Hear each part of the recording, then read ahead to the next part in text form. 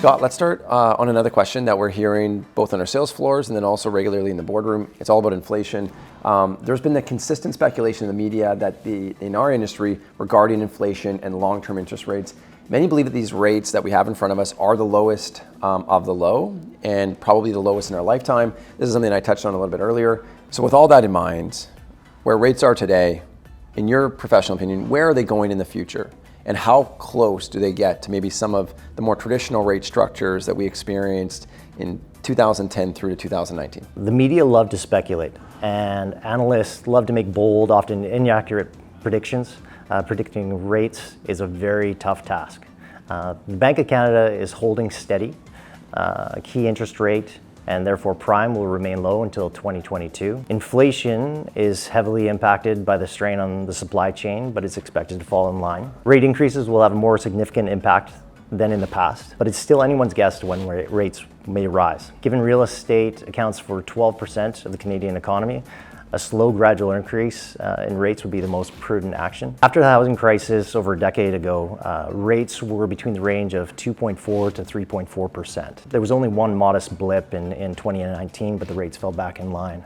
So our prediction is that within the next 12 to 18 months, we're going to see obviously a small increase in rates, as the Bank of Canada has been indicating, but they should be in line with where rates were prior to the pandemic. When you think about how different the world is today from where we were potentially after the Great Recession, then you think about, it's quite perplexing because you have an incredible amount of capital that's sitting on sidelines today. You have Canadians in their savings accounts more money today than they've ever had in history, but we also know that the ability for QE to be able to drive our economy moving forward is absolutely a fraction of maybe the resources like the Bank of Canada and other financial institutions around the world had to be able to stimulate economies. And so it'll be quite interesting to see how fast it is able to escalate and whether it actually can get above some of those rates that we were experiencing post-Great Recession and back to those more traditional rates that we were at the early part of this century. You actually mentioned quantitative easing.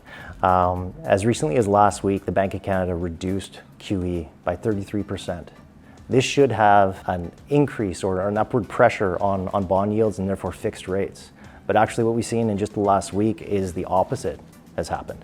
And there might be some easing in fixed rates just in the near term. So it's still anyone's best guess in terms of where rates are going and how quickly they'll rise. Inflation is a huge factor in all of that and a big question mark.